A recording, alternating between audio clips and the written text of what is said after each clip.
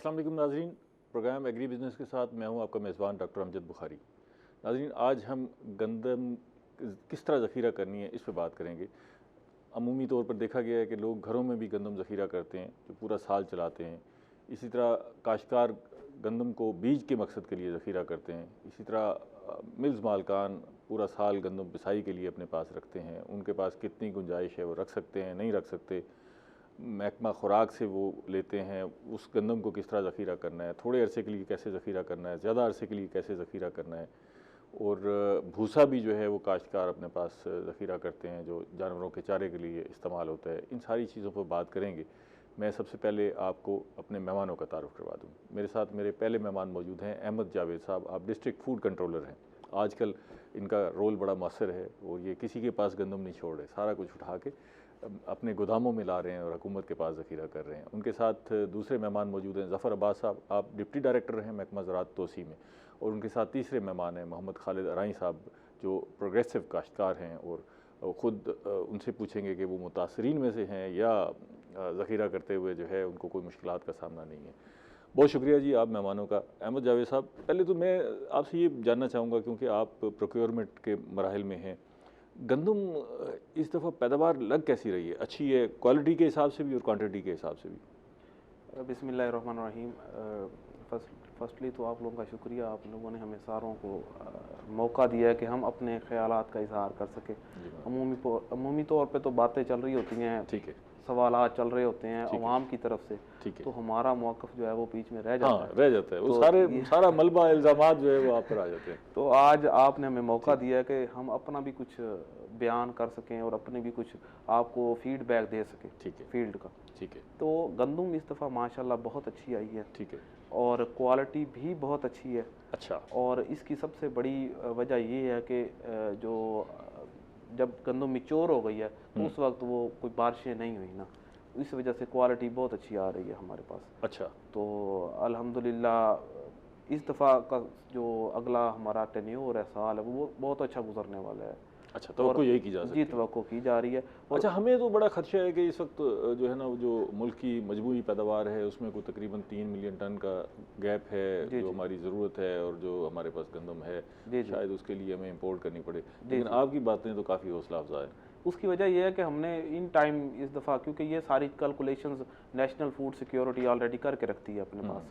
और उसके बाद फिर हमारा जो डिपार्टमेंट है पंजाब फूड डिपार्टमेंट, वो इस पे फोकस किए बैठा होता है पहले ही ना। ठीक है। तो उसके पेश नज़र इस दफ़ा सरकार ने गंदम का टारगेट अपना इन टाइम अचीव किया है। पहले बड़ी तेज़ी से अचीव किया है। तेज़ी से अचीव किया। आप अपना मुल्तान का कितना टारगेट अचीव कर चुके हैं? हमारा जो पहला बेसिक टारगेट था वो 18,45,000 बैग का था, जो कि हमने 25 अप्रैल को अचीव कर लिया था। ठीक है। फिर दूसरे मरहले में चले गए। 25 अप्रैल से लेकर ईद आई और ईद के बाद अब तक हम एडिशनली कोई 2.25 लाख बैग परचेज कर चुके हैं। ठीक है। जो टारगेट ज़बरदस्ती उठाया है या लोगों ने? अभी तक जो हमने गंदम लिया ऑलमोस्ट लोगों ने हमें खुद दी है। अच्छा। खुद दी, क्योंकि रेट 2200 रुपये है इस दफ़ा मार्केट में जो गवर्नमेंट ने दिया हुआ था।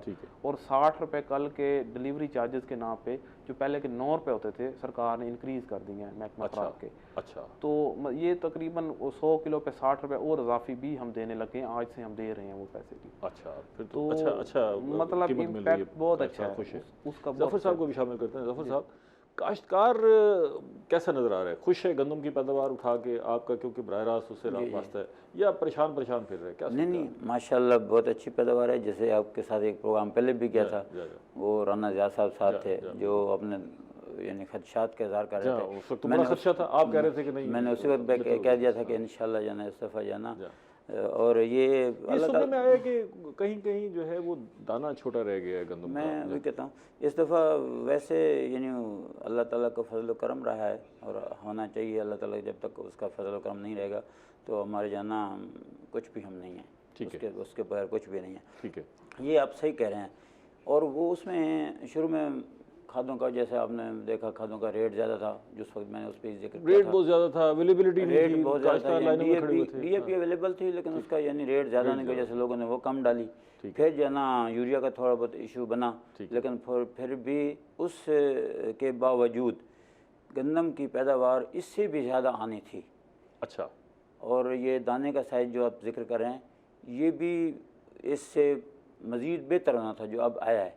ठीक है। उसमें खादों का बाकी उससे हट के जो गंदम के दाने को यानी बारीक रखने या कमज़ोर करने की वजह बनी है वो टेम्परेचर का जल्दी हाई होना है।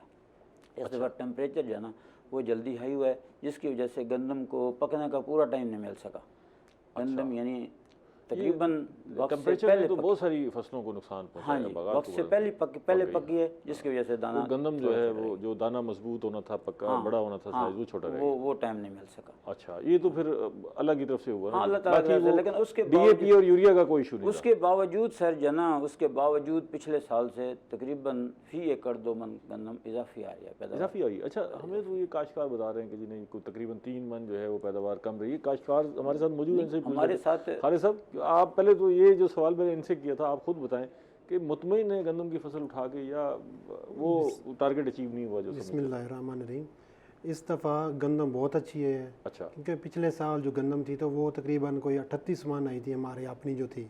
ठीक है। इस दफ़ा माशाल्लाह हमारी गंदम 46 मन आई है एकड़ की। आपकी अपनी जाती जबरदस्त जी। उसमें वो इर्द गिर्द के जो लोग हैं काश्तकार हैं उनकी कैसे? वो 40 से ऊपर भी है, जो भी एरिया है ना हमारा उसमें 40 से ऊपर ही है। ठीक है जी। अच्छा, फिर तो अच्छी पैदावार। जी, बहुत अच्छी पैदावार। तो ये खदशात क्यों सुन रहे हैं लोग? काफ़ी अभी भी चीख रहे हैं कि जी गंदम की फी एकड़ पैदावार में कमी हुई है, कुछ 3 मन। बस कुछ एरिया होंगे जिसमें को 2-3 मन का फ़र्क होगा। ठीक है। वरना जो हमारे साथ जो भी है ना वो 40 से ऊपर ही है। हमारी खुद की आपका दाना गंदम का कैसा रह गया? दाना बारीक रहा है। उसमें अप्रैल में ना कुछ गर्मी पड़ गई थी, एक हफ्ता गर्मी अपना पहले हफ्ते में पड़ी थी और मार्च में भी कुछ पड़ी थी, उस वजह से ये जफर साहब दाना अगर छोटा रह जाए और सही तरह उसका साइज़ ना बने तो ये सिर्फ वज़न का ही फ़र्क पड़ता है या टेस्ट में भी फ़र्क आ जाता है और कोई उसकी क्वालिटी कम हो जाती है? क्वालिटी में भी बिल्कुल, क्वालिटी में भी फ़र्क आता है। अच्छा। वज़न तो कम है, वही है। ठीक है। क्वालिटी में भी जो ना फ़र्क आता है, बिल्कुल आता है। अच्छा। वो जो ना उसको यूँ समझें कि जो उसमें जो नशास्त होता है वो जब कम हो जाता है तो उसका छिलका जो होता है वो ज़्यादा बढ़ जाता है, जिसकी वजह से क्वालिटी छिलके में जो है ना वो इजाफा हो जाता होगा। बिल्कुल। अच्छा, ये अहमद साहब, हम आज का प्रोग्राम ख़ासतौर पे ज़ख़ीरा पे करेंगे, गंदम की ज़ख़ीरा किस तरह करना है, भूसे को किस तरह ज़ख़ीरा करना है। लेकिन उससे पहले हमारा ये जानना ज़रूरी है कि एक बंदा घर में गंदम रखना चाहता है तो वो कितनी मिकदार में ज़ख़ीरा कर सकता है। एक बंदा अपनी मिल में कोई ज़ख़ीरा करना चाहता है, जिसकी फ्लावर मिल है या चक्की है, वो कितना ज़ख़ीरा कर सकता है, और कोई बीज के लिए रखना चाहता है वो कितना ज़ख़ीरा कर सकता है। इसकी कोई लिमिट मुकर्रर है या नहीं है? पहले तो मैं आपको ये बता दूं कि फिनोमिना चल क्या रहा होता है। बेसिकली जो हमारी टोटल प्रोड्यूस हो रही होती है उसमें जो हमारी कोई 60% प्रोड्यूस की जो स्टोरेज है वो डोमेस्टिक स्टोरेज है। अच्छा। 60% गंदम हम घरों में स्टोर कर रहे होते हैं। ठीक है, अपने अपने तौर पर लोग स्टोर कर रहे होते हैं। ठीक है। 25 से 35% गंदम डिपार्टमेंट ले रहे होते हैं। अच्छा, ये जो इतने गोदाम भरे होते हैं ये सिर्फ 25% 25 से 30% होती है। उसमें ये कोई पंजाब फूड डिपार्टमेंट ले रहा होता है, पास्को ले रहा होता है। ठीक है। और तीसरे नंबर पे जो स्टोरेज हो रही होती है वो फ्लावर मिल्स में हो रही होती है। ठीक है। फ्लावर मिल्स अपनी कैपेसिटी के मुताबिक परचेज कर रहे होते हैं वहाँ की लोकल रिक्वायरमेंट को कंपनसेट करने के लिए। ठीक है। तो पहले तो ये एक जस्ट फिनोमेना हो गया कि किस तरह ये ज़ख़ीरा होनी है। हम बेसिकली एग्रीकल्चर बेस्ड कंट्री हैं, तो तमाम जो घर हैं वो सारे अपना कुछ ना कुछ ज़ख़ीरा करते हैं खुराक के लिए। ठीक है। तो गवर्नमेंट ने उसके लिए एक पूरा पैरामीटर बनाया हुआ है कि अगर एक पूरा घर है तो उसकी कोई 25 मन की एवरेज लगाई हुई है हमने, ज़रूरत है, साल की ज़रूरत है, तो वो उस पे हम उसको कुछ नहीं कहते। 25 मन कोई भी बंदा गंदम अपने घर में ज़ख़ीरा कर सकता है। अमूमन हमने देखे देहात में भी लोग जो है वो फसल करने जाते हैं, गंदम लेके आते हैं, तो गंदम ज़ख़ीरा कर ली तो पूरे साल के लिए मुतमिन हो जाते हैं।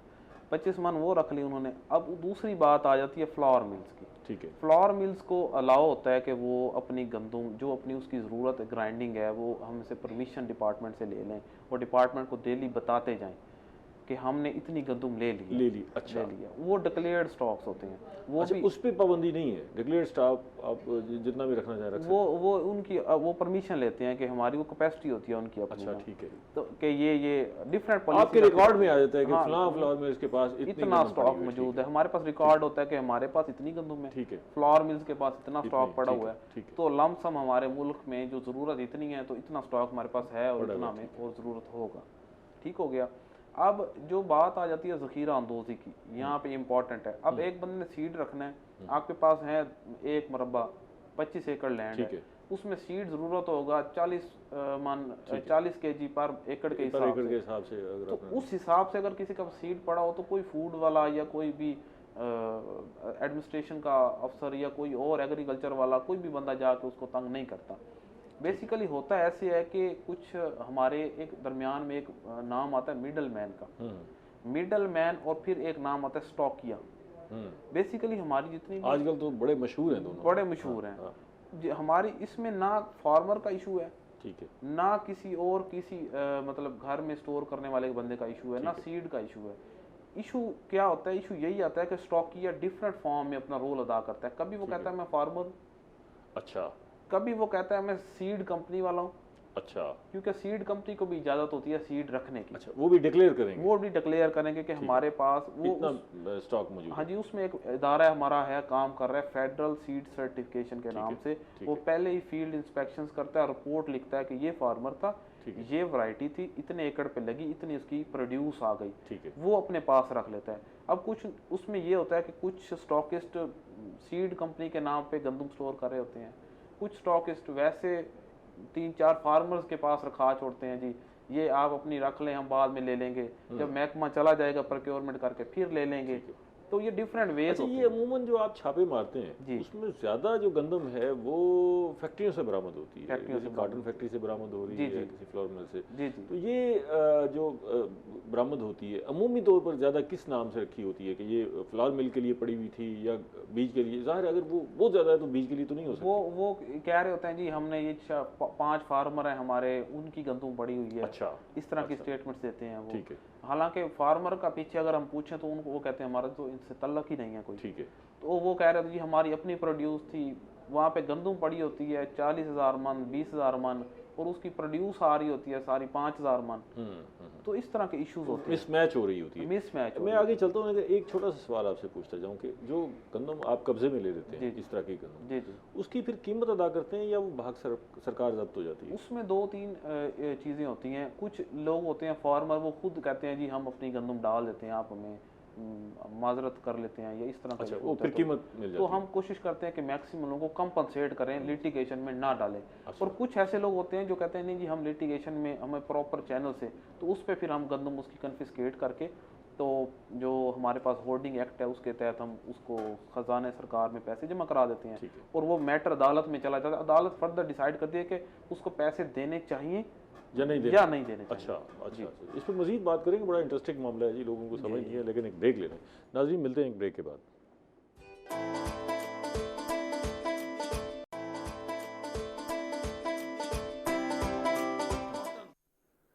वेलकम बैक नाज़रीन, हम गंदम और भूसे के ज़ख़ीरे पे बात कर रहे हैं। माहिरीन हमारे साथ मौजूद हैं। आपने ख़ुद भी गंदम ज़ख़ीरा करनी होती है, हमारे साथ रहिएगा ताकि आपको ये इन्फॉर्मेशन मिल सके कि आपने क्या एहतियाती तदाबीर अख्तियार करनी है। ज़फ़र साहब, पहले तो ये बताएं, आप खुद अपने लिए घर के लिए गंदम रखते हैं या बस आटा बाजार से खरीदते हैं? नहीं जी, बिल्कुल रखते हैं, अपने घर के लिए बिल्कुल रखते हैं। अच्छा, बल्कि मैं कहता हूँ जिसके घर दाने उसके कमले से हैं। और जो कमले होते हैं सारे सियाने हो जाते हैं, फिर पूरा साल कोई काम भी नहीं करते। वो कहते हैं जी हम तो जो है ना गंदम तो घर पड़ी है, तो काम करने की क्या जरूरत है। भी हकीकत, जब गंदम होगी ना, आटा घर का होगा ना, तो फिर बंदा चटनी से भी खा सकता है। और कोई ना, खास तौर पे जो एक बड़ा इंपॉर्टेंट मामला है जिसको मैं खुद देखता हूँ, ऑब्जर्व करता हूँ, मैं हैरान होता हूँ कि जो गंदम घर की आपके रखी हुई है, उसको आप पिसवाते हैं, उसकी रोटी के जायके में, और जो बाज़ार से आप आटा लेते हैं या तंदूर से बनी बनाई रोटी लेते हैं, उसके जायके में ज़मीन आसमान का बिल्कुल फ़र्क होता है। वो रोटी आप रूखी खा लें, प्याज से खा लें, गुड़ से खा लें, तो आप सही बात है, टेस्ट होता है, और वो ऐसे लगता है कि जैसे आप रबड़ खा रहे हैं। हाँ जी, बिल्कुल। ये समझ नहीं आती कि हमारे जो शहर भर में ये तंदूर हैं, ये इस किस्म का आटा क्यों बेचते हैं। इस पे अलग प्रोग्राम करेंगे, लेकिन फिलहाल हम जो है ना इसको देखते हैं। तो आप खुद कितनी गंदम ज़ख़ीरा करते हैं? अगर एक 10 से 15 अफराद की फैमिली हो तो उसके लिए कितनी गंदम काफ़ी है? 20 से 25 मन जैसे करें, 20-25 मन काफ़ी है, एनफ है। बिल्कुल, ठीक है। तो आप अपने घर में जो गंदम ज़ख़ीरा करते हैं उसके लिए क्या एहतियात करते हैं? ज़ख़ीरा करने का एक तरीकाकार है ना जी? जी जी। अगर आपने वैसे ही रख दिए, पहले तो ये कि उसको किस बोरी में, पटसन की बोरी में या ये जो आजकल प्लास्टिक की बोरी? आजकल तो सर जो है ना घरों में बल्कि बोरियां नहीं चलती, वो जो है ना बने हुए हैं उसके टीन वाले जो है ना, चादर के जो टीन वाले है, किसी ज़माने वो सारे मिट्टी के बने होते थे। हाँ, पहले मिट्टी का मट्टी की कलोटियाँ होती थी, और वो आज से 20 साल पहले चले जाएं तो वही इस्तेमाल होती थी, और फिर उससे 5000 साल पीछे चले जाएं तो वही इस्तेमाल होती थी। अब जो है ना स्टील के अब बने वो स्टील के आ गए। तो इसमें कोई फ़र्क है वो स्टील वालों में और उसमें गंदम के जो स्टोरेज है उसकी क्वालिटी में कोई फ़र्क पड़ता है? क्वालिटी में कोई उसकी स्टोरेज पे है। अच्छा, अगर स्टोरेज दोनों में सही तरीके से की जाए तो फिर कोई फ़र्क नहीं है। उसमें ज़रा स्टोरेज के लिए ज़रा थोड़ी सी, जो मिट्टी वाले हैं उसमें ज़रा थोड़ी सी ज़्यादा मेहनत चाहिए कि उसमें जाना। लेकिन एक पहलू तो है, वैसे गंदम की स्टोरेज में हमें जो चीज़ें नुकसान पहुंचा सकती हैं जी, मतलब अगर 1 साल पूरी गंदम आपने रखनी है, एक तो वो दर्जा हरारत है, जी जी, अगर वो बहुत ज़्यादा है शायद वो भी नुकसान पहुंचाता जी होगा, जी, और नमी है वो भी नुकसान पहुंचाती होगी। तो उसमें वो जो ज़्यादा दर्जा रहता है वो तो कंट्रोल होता होगा मट्टी वाले। जी जी, इसमें तो बराह रास्त हीट अंदर हाँ, वो वही मैं वो कह रहा हूँ ना, वो स्टोरेज के हवाले से है। मिट्टी वाला जो है वो आप बाहर भी स्टोर कर सकते हैं, लेकिन जो टीन वाला है उसको अगर छाँव में होगा तो ज़्यादा महफूज होगा। अच्छा, देहात में अभी भी इस्तेमाल होती हैं क्यों जी खालिद साहब? वो जो मट्टी की कलोटियाँ हैं अभी भी इस्तेमाल होती हैं देहात में? पहले तो वो मिट्टी की थी, अब कुछ लोगों ने वो सीमेंट और ईंटों की भी बना ली है। अच्छा जी, उसके अलावा जो काफ़ी लोग हैं वो जो चादर वाली सिल्वर की चादर वाली ये बनवा ली है। तो आप कैसे स्टोर करते हैं अपने घर के लिए, खाने के लिए गंदम जो है? हमारी वो है ना, वो हमने सीमेंट का तैयार किया हुआ है, उसमें हम करते हैं। अच्छा, सीमेंट का तैयार हाँ, किया सीमेंट और ईंटों का बनाया। तो एक जो पॉट है जो जिसमें आप स्टोर करते हैं वो कितनी कैपेसिटी का होता है? गुंजाइश कितनी होती है? तकरीबन 40 मन। 40 मन एक ही उसमें आ जाता जी, एक हिस्से में। है? अच्छा, फिर नीचे कोई खाना शाना बनाया हुआ वहाँ से निकालते रहते हैं या ऊपर से भरते हैं? वो उसमें ना एक सुराख हम रखते हैं, वहाँ से निकालते हैं उसको। निकालते रहते हैं। हाँ जी। ठीक है। अच्छा, आपको भी इसकी टेक्निकलिटीज़ का अंदाज़ा होगा क्योंकि आप जो प्रोक्योर करते हैं, जी जी, तो आप जब अपने गोदामों में स्टोर करते होंगे तो कुछ एहतियातें होंगी जिनको आप फॉलो करते हैं। बिल्कुल। वो क्या क्या है? पंजाब फूड डिपार्टमेंट का ये इम्पोर्टेंट काम है कि वो पहले तो गंदम प्रोक्योर करता है, ठीक है, फार्मर से, ठीक है, उनके लिए उनको अच्छे पैसे देने के लिए। फिर उसी गंदम को वो स्टोर करता है। इवन के 2 से 3 साल तक हम गंदम स्टोर रखते हैं एक ही स्कीम को। 3 साल तक 3 साल तक रखी जाती है। वो फूड सेफ्टी के लिए स्टोर की जाती है कि कोई भी अनटूवर्ड कंडीशन हो जाती है तो हमारे पास इतना स्टॉक्स हो कि हम कम से कम अपनी अवाम को स्ट्रेटेजिक स्टॉक रिजर्व वो रखते हैं हम। तो उसके लिए हमने एक स्पेसिफिक मैकेनिज्म है। बेसिकली गंदम को ना 2 चीज़ें इफेक्ट करती हैं। एक है इंसेक्ट, मोस्ट इम्पॉर्टेंट जो है, गंदम के कुछ इंसेक्ट्स होते हैं, और दूसरा होता है फंगस। अच्छा, कीड़ा और फफूंदी, ये 2 चीज़ें इफेक्ट करती हैं। इंसेक्ट गंदम में या वो जहाँ पे स्टोर हुई होती है पहले से मौजूद होता है, या उस गट्टू में मौजूद होता है जिसमें गंदम भरी जा रही होती है, जो या कोई और बारदाना जो भी यूज़ हो रहा है, या फिर वो गंदम जहाँ से आ रही होती है उसमें कुछ एग्स होते हैं। वो एग्स बाद में इंसेक्ट्स बनते हैं और वो डैमेज करते हैं। अच्छा, बेसिकली हमने क्या करना है, या इंसेक्ट को कंट्रोल करना है या फफूंदी को कंट्रोल करना है। अच्छा, तो फफूंदी को कंट्रोल करने का सिंपल ये है कि आप अपनी हार्वेस्टिंग तब करें जब आपकी गंदम मैच्योर हो जाए प्रॉपर्ली। हार्वेस्टिंग ना करें, उससे वो फफूंदी लगती है। ठीक है। अगर कोई ऐसी गंदम आ भी गई है तो उसको एक धूप लगवा लें जिससे उसका मॉइस्चर। आपके पास तो ये गुंजाइश ही नहीं होती होगी ना, इतना टाइम होता होगा कि मैं अपनी तरफ आता हूँ। पहले ये डोमेस्टिक स्टोरेज की मैं बताता हूँ आपको, वो उसको कंट्रोल कर लें। ठीक है। दूसरे नंबर पे जब आप ये कर चुके हों और फिर उसको जिस भी में डालना है, वो कोई भी वो शेप है उसमें, अगर वो अब ड्रम में डाल रहे हैं या जिस भी जगह स्टोर कर रहे हैं तो उसको एयर टाइट करें। एयर टाइट करके फिर आपने डालनी है उसमें फास्फीन टैबलेट्स में। अच्छा, फास्फीन टैबलेट्स बेसिकली ये जो आम बाजार से गोलियां मिल जाती हैं। अच्छा, ये इसको बंद शेप में डालना है या ऐसे खुली डाल दें? आप उसको बंद शेप में डाल दें, खुली डाल दें, मतलब किसी लिफाफे में बंद हो, लिफाफे में बंद करके या किसी क्लॉथ में बंद करके, ठीक है, कपड़े के टुकड़े में बंद करके डाल दें। ठीक है। बेसिकली उसमें फास्फीन गैस होती है जो कि वहाँ पे एक प्रेशर क्रिएट करती है। उसके गंदों में शामिल होने से कोई मुज़र असरात तो नहीं होते। मैं उसमें वही डिटेल बता रहा हूँ आपको। बेसिकली वो टैबलेट्स में एक गैस होती है, ठीक है, जो कि वहाँ पे रिलीज हो के वहाँ पे एक प्रेशर मेंटेन करती है। अच्छा, जो किसी भी किस्म के इंसेक्ट को किल कर देती है मौके पे। ठीक है। वो 1 दिन 2 दिन तक वो प्रेशर मेंटेन रहता है उसका। ठीक है। और उसके बाद जो वो बाकी प्रोडक्ट होता है वो उसका वो मतलब एक चौक की शक्ल अख्तियार कर लेता है ना, अच्छा। एक पाउडर की शक्ल अख्तियार कर लेता है, ख़त्म हो जाती है, ख़त्म हो जाती है और गंदम हमारी सेफ रहती है। है। अब पिछले दौर में होता क्या था कि हम मिट्टी के वो यूज़ करते थे, कलोटियाँ मट्टी की यूज़ होती थी, जी, जी। उसमें ना टेम्परेचर 20 से 25 मेंटेन रहता है। हाँ, और टेम्परेचर कम रहता इंसेक्ट बढ़ता मल्टीप्लाई तब करता है जब टेम्परेचर 28 से 30 और 35 तक जाता है। है। अच्छा, ज़्यादा टेम्परेचर में? जी जी, ये बढ़ता है। तो वो एक नेचुरली था, अल्लाह ने सिस्टम बनाया हुआ था और वीट स्टोर रहती थी। अब जब हम ये उस ज़माने में भी कुछ लोग टोटके इस्तेमाल करते थे, कहीं पारा रख दिया जाता था, कहीं कोई और ऐसी वो दवाई रख नीम दिया- के हाँ, कुछ पत्ते रखते पत्ते रख थे, देते थे। वो उससे वो इंसेक्ट मल्टीप्लाई कम स्पीड कम कर देते थे, वो मल्टीप्लिकेशन आपसे मजीद पूछे जाफर साहब, ये आपने भी सुना होगा पारा रखना या नीम के पत्ते रखना, ये किस हद तक मौसर हो सकते हैं? पारा तो नुकसानदेह है। नुकसानदेह? हाँ जी, अच्छा, नहीं रखना उसके चाहिए। असरात तो अलग अपनी जगह। ठीक है। पारा बिल्कुल नहीं रखना चाहिए। ठीक है। नीम के पत्ते रखे जा सकते हैं, लेकिन उनको रिपेलेंट के तौर पे कह सकते हैं कि वो जो है ना कीड़े को जो है ना वो महदूद रखते हैं। वो वाकई रिपेलेंट है सही, उसके तो कोई मेरे ख्याल नीम के अपने भी होस्ट होंगे कीड़े।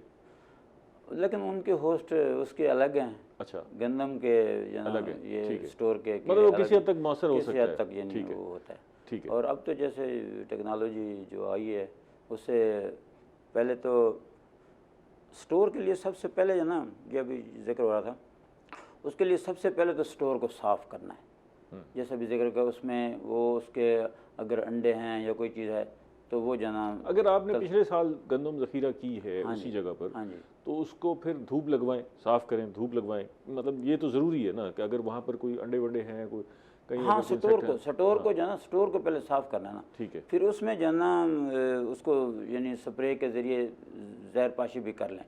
अच्छा, ताकि मज़ीद वो कोई अगर चीज़ है तो ख़त्म हो जाए, उसमें मर क्या जाए। क्या स्प्रे करें, कोई दवाई आप रिकमेंड करते हैं? जी, उसमें जो है ना कर सकते हैं मेलाथियन कर सकते हैं, इस तरह की दवाई कर सकते हैं। और फिर अगर वो जैसे आपने कहा बोरियों में रखनी है स्टोर में, ठीक है। तो उस तो बोरियों पे भी ये स्प्रे की है आपने, इसके कितने टाइम बाद जो है आप स्टोर कर सकते हैं? ज़ाहिर है उसके असरात भी तो होंगे ना दवाई के। दवाई स्प्रे कर दी है आपने, एक आध दिन जो है उसको बंद रखें स्टोर को, या फौरी इस्तेमाल कर सकते हैं? नहीं, वो जो ना वो ऐसे है कि उसको स्टोर को तो जो जहर पाशी करेंगे या बोरियों को करेंगे तो वो फ़ौरन तो इस्तेमाल करनी नहीं है। जब कारी हम स्टोर रहे हैं तो फ़ौरन तो इस्तेमाल करनी नहीं है। अच्छा, तो वो उसमें अगर उसके असरात होंगे तो ख़त्म हो हाँ, वो जाएंगे। ख़त्म हो जाएंगे, वो ख़त्म हो जाएंगे। ठीक है। और फिर उसका जो ना जैसे कह रहे स्टोर धूप लगाने वाली जो बात कर रहे हैं, उसके लिए ये जो है कि 10% जो है उसमें नमी नहीं होनी चाहिए, इससे ज़्यादा नहीं होनी चाहिए। वो काश्तकार को कैसे पता काश्तकार कैसे पता चलता है कि वो जो ना गंदम को दांत के नीचे दें, उसको दबाएं, कटक करके टूटे तो 10% नमी सादा सा जो आप घर में स्टोर कर रहे हैं। हाँ जी, अगर वो कटक नहीं हो रहा, हाँ, फिर उसको धूप लगाएं, धूप लगवाएं। धूप लगाएं, अच्छा, उसको धूप लगा लें। ये खालिद साहब आप खुद किस तरह स्टोर करते हैं, आप अपने लिए जो इस्तेमाल करते हैं घर में? हमारे जो है ना वो जो बनाया है हमने सीमेंट वाला, उसके ऊपर ना वो छत डाली कंक्रीट की ना स्लेब वगैरह। तो जब वो हमारी गंदम ख़त्म हो जाती है साल ख़त्म होने से पहले, तो हम उनको उतार देते हैं वहाँ से। अच्छा, उतार के वहाँ पे हम उसको ना स्प्रे कर देते हैं अंदर से भी, और उसको धूप लगती रहती है 5 दिन 6 दिन। अच्छा, जब उसके बाद हमारी गंदम आती है फिर हम उसको तरपाल के ऊपर ना ठीक है, उसको रख के और उसको पंखा लगा के जो हमने अपनी ज़ाती इस्तेमाल के रखनी होती है, ठीक है, तो उसको धूप भी लगवाते हैं और पंखे से अच्छी तरह उसको साफ़ करके तो उसमें वो फास्फेट की गोली भी डाल देते हैं। ठीक है। तो उसको फिर ऊपर से बंद कर देते हैं उसको। ये कितनी गोली डालनी चाहिए? मतलब आप 25 मन गंदम रख रहे हैं फॉर ये तकरीबन 5 मन के हिसाब से एक गोली। 5 मन के हिसाब से गोली, ये पूरा साल निकाल जाती है गोली अगर? जी जी बिल्कुल। सर जी, दरमियान में हम चेक भी कर लेते हैं ना उसको, अगर कोई मसला होता है तो उसको दोबारा निकाल लेते हैं उसको। ठीक है, गंदम को निकाल के उसको एक धूप लगवा के और उसको दोबारा फिर डाल इस देते पर हैं। मजीद बात करते हैं, एक ब्रेक लेते हैं जी। नाज़रीन मिलते हैं एक ब्रेक के बाद।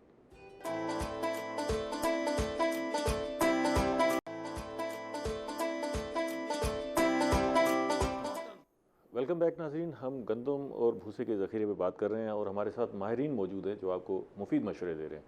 अहमद साहब, ये मैंने कुछ लोगों को देखा है जो घर में गंदम ज़ख़ीरा करते हैं, वो गंदम लाते हैं, पहले गंदम को धो देते हैं, धो के फिर उसको सुखाते हैं और धूप लगवाते हैं, हवा लगवाते हैं, फिर बोरियों में बंद करके फिर उसको स्टोर करते हैं। ये तरीका कैसा है? ये कोई इतना मौसर तरीका नहीं है। बेसिकली पहले आप गंदम को वैसे स्टोर कर लें और जब आपने उसको ग्राइंड कराना हो तो उससे पहले एक दफ़ा वॉश कर लें। वॉश कराना ठीक है, सही, उसमें मॉइस्चर बढ़ जाता होगा बड़ा।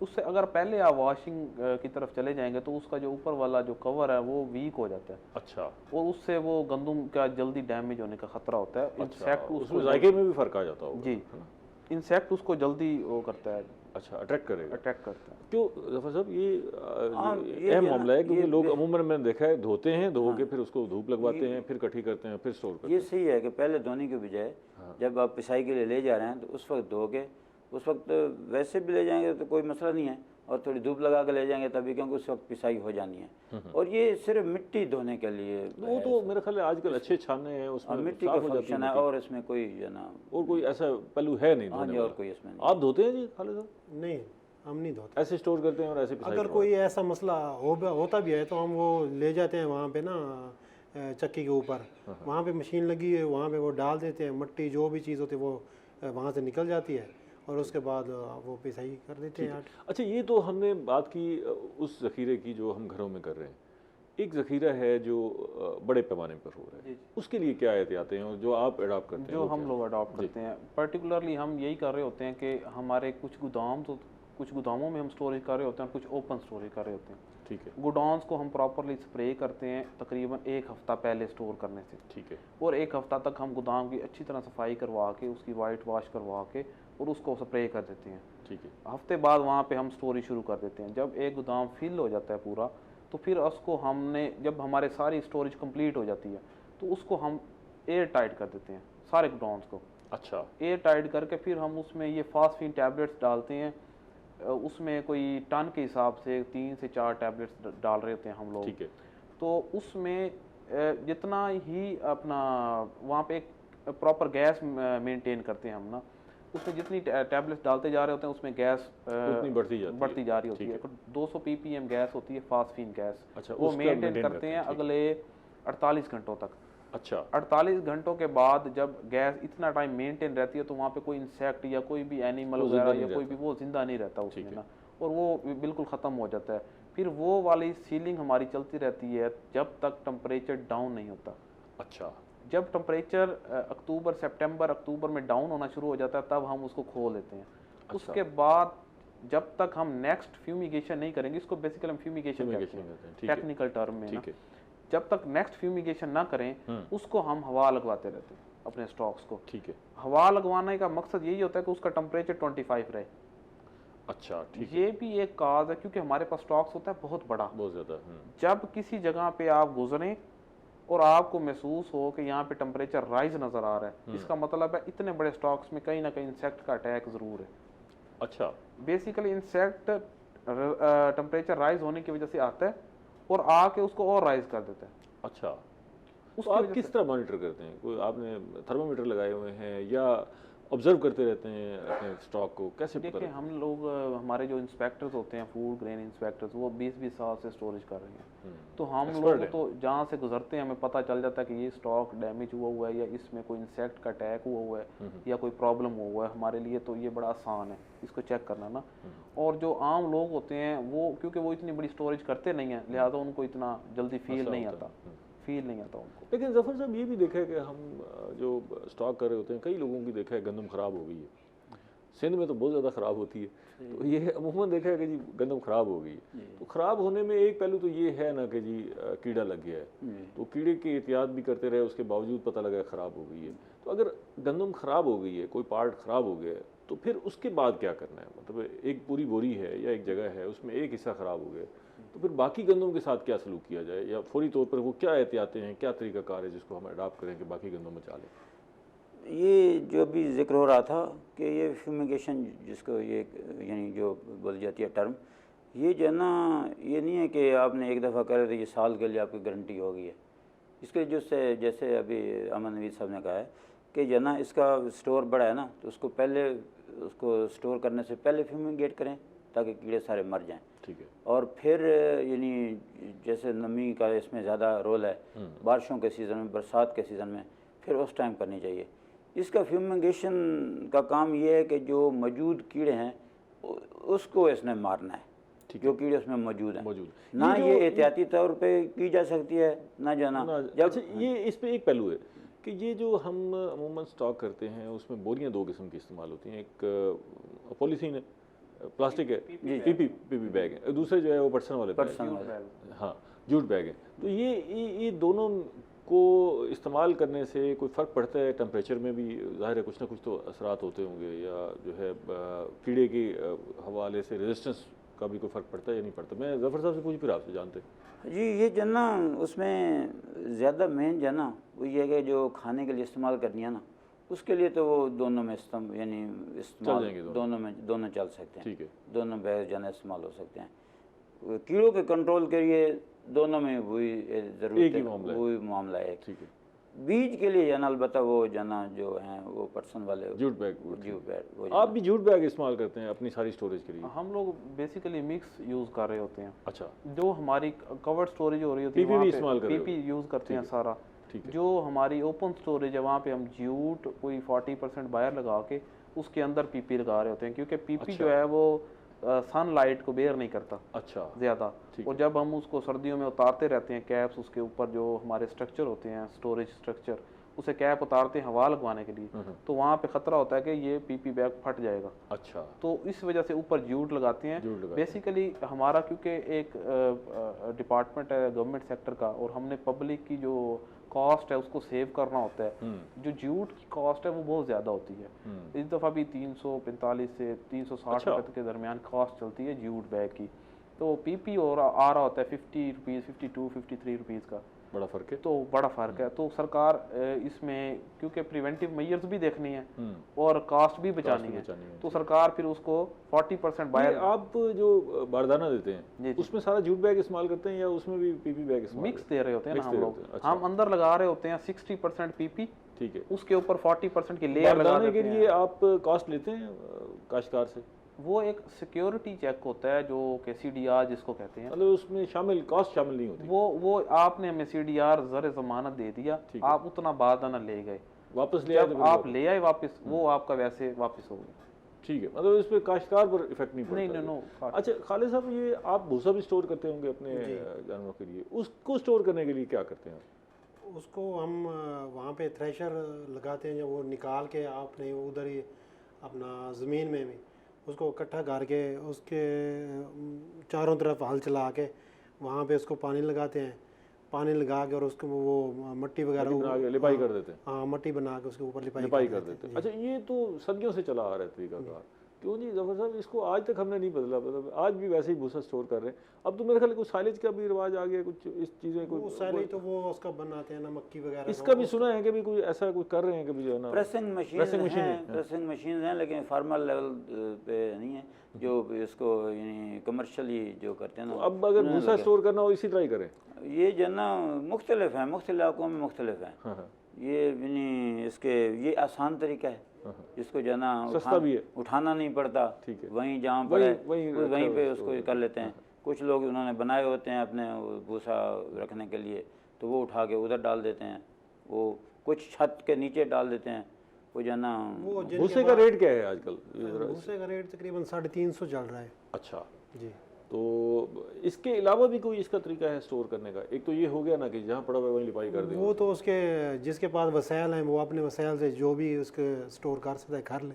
अच्छा, प्रेसिंग मशीन इस्तेमाल हो रही है अब हमारे वो तो कर रहे हैं, जो अपना बाहर ले जाते हैं वो कर रहे हैं, यहाँ लोकल नहीं कर रहे हैं। लोकल नहीं कर रहे। इसमें एक जो आपकी स्टोर है भूसे का, वो मैक्सिमम कितना हो जाता है? इतना बड़ा होना चाहिए, इससे ज़्यादा बड़ा नहीं होना चाहिए? कोई अंदाजा है या इसमें कोई लिमिट? इसमें कोई लिमिट नहीं है। वो 200 मन भी हो जाता है, 500 मन भी हो जाता है। अच्छा, जितना भी होता है। तो इसकी स्टोरेज जो है वो एक साल के लिए है या इससे ज़्यादा भी अगर करनी चाहे तो बरकरार रह जाती है, ठीक रह जाती है? वो चल जाता है उसके। अच्छा। हाँ, चल जाता है। इसमें भी कोई इशू है वैसे? इसमें भूसा ख़राब हो जाने का कोई पहलू आता है? उसमें ये होता है कि आपने उसकी लिपाई अगर ठीक नहीं की, तो अगर उसमें बारिश का पानी चला गया उससे, हाँ, तो उसमें थोड़ा बहुत वो ख़राब हो जाता है। अच्छा, अगर लिपाई ठीक है, बारिश का पानी अंदर नहीं गया तो सही रह जाता है, ठीक रह जाता है। ठीक रहता है। तो भूसे की कमी का भी सामना है अब, क्योंकि आजकल जो है हार्वेस्टिंग डिफरेंट सी हो गई, वो कटाई भी बड़ी मुख्तलिफ अंदाज से होने लग गई है, मशीनें आ गई हैं, तो उसमें जो है काफ़ी सारा नड़ नीचे रह जाता है। कमी का सामना है भूसे का या? भूसे की कमी का है सामना, क्योंकि उसमें ज़य बहुत होता है। जो हार्वेस्टर मशीन है, उसके पीछे जो चैपर लगाते हैं ना, उससे पर एकड़ के हिसाब से तकरीबन कोई 15-20 मन का वो ज़ाया हो जाता है। लेकिन उसमें जो ज़ाया होता है, अगर वो काश्तकार अगर उसको कोई डिस्क के ज़रिए, रूटावेटर के ज़रिए अपनी खेतों में उसको शामिल कर ले तो उसमें काश्तकार को भी फ़ायदा है। अमूमन जब बारिश होती है तो उस वक्त कोई आप एहतियात करते हैं कि जी इसकी लिपाई शिपाई चेक कर लें, या कोई पानी अंदर घुस गया, अगर एक जगह से घुस गया तो फिर तो सारा नीचे तक चला जाता होगा? वो तो उसकी देखभाल कर लेते हैं, लेकिन जो पहले हम जो शुरू से ही उसको लिपाई करते हैं ना, वो अच्छे तरीके से करते हैं। शुरू से अच्छा कर लेते हैं, फिर मेंटेन कर लेते हैं, पूरा साल चला लेते हैं। अच्छा अहमद साहब, ये आपने स्टोर की है गंदम तो आपने अच्छी स्टोर की है, जी जी, ठीक है, आपने अपनी तरफ से क्वालिटी में मास्टर भी चेक कर रहे हैं, क्वालिटी भी देख रहे हैं, और रिजेक्ट भी सुना है कर देते हैं कई दफ़ा गंदम को अगर क्वालिटी की नहीं है। तो उसके क्या पैमाने हैं जिसकी वजह से आप रिजेक्ट कर देते हैं? एक तो मॉइस्चर कंटेंट्स देख रहे होते हैं, 10% मॉइस्चर वीट का होना चाहिए स्टोर करने के लिए, ठीक है। उसके अलावा उसमें देख आप किस तरह चेक करते हैं? हमारे पास मॉइस्चर मीटर होते हैं, मॉइस्चर मीटर चेक करते हैं बाकायदा। तो काश्तकार को तो पता नहीं होता होगा, वो उठा के ले आता होगा, फिर उसे पता लगा कि जिसमें मॉइस्चर। काश्तकार जो हमें गंदम देते हैं रेगुलरली, उनको आइडिया होता है कि ये मॉइस्चर है गंदम का, और काश्तकार मेरा ख्याल है हम सब में से सबसे ज़्यादा तजर्बाकार होता है। अच्छा, उसको अपनी फसल देख के अंदाज़ा होता है कि मेरी फसल, एक तो मॉइस्चर हो गया जी, दूसरा क्या पहलू है जिससे रिजेक्ट? दूसरा उसमें देख रहे होते हैं कि परसेंटेज क्या है मट्टी की और अदर ग्रेन्स की, ठीक है, वो हम देख रहे होते हैं कि वो कैसे देखते हैं? वो उसमें वो कुछ वैसे तो अपेरेंटली देख के पता चल जाता है। अगर हमें कोई बहुत प्रॉब्लम आए तो वो हम लैब को सैंपल भेज देते हैं, और विद इन 1-2 डेज उसका रिजल्ट मंगवा के तो काश्तकार को देते हैं। ऐसी गंदम को आप एक साइड पे रख देते हैं, वो रिजल्ट आएगा तो फिर हम खड़ी कर देते हैं साइड पे, अगर कोई ट्रॉली है या हम उतरवा के साइड पे रख लेते हैं। अमूमी तौर पे ये फिर यहाँ पे रोल आ जाता है मिडल मैन का, जिसने जो फसल अपनी फील्ड से उठा के लाया वो ऑलमोस्ट ठीक होती है। जो यहाँ फील्ड से उठी फिर वो किसी दड़े पे ले गया, वहाँ पे उसने कुछ इसमें कुछ चीज़ ऐड ऑन की और फिर दड़े से उठा के फिर हमारे पास ले आया। बदनीयती से हो रहा है वो ज़्यादा इशू होता है, अदरवाइज नहीं होती रिजेक्ट। अच्छा, ये दाना छोटा होने की वजह से भी रिजेक्ट होती है? अगर किसी की क्रॉप बहुत कोई पुअर आ गई है तो वो रिजेक्ट हो सकती है। ठीक है, आपका बहुत शुक्रिया, हमारा वक्त ख़त्म हो गया, अभी बहुत सारी बातें बाकी थी। नाज़रीन, हमने देखा कि आपने गंदम को किस तरह स्टोर करना है, भूसे को किस तरह स्टोर करना है। एक इस सारे प्रोग्राम में हमें खुशखबरी मिली, और वो सरकारी हुकाम की तरफ से थी कि परेशान होने की ज़रूरत नहीं है, गंदम बड़ी अच्छी और वाफिर मकदार में मौजूद है, और इंशाल्लाह हमें पूरे साल दस्तयाब होगी। अगर कहीं कोई कमी भी हुई तो उसके लिए हुकूमत कोशिश कर रही है और बाहर से भी मंगवाई जा सकती है। अगले प्रोग्राम तक इजाज़त दीजिए, अल्लाह ने के बाद।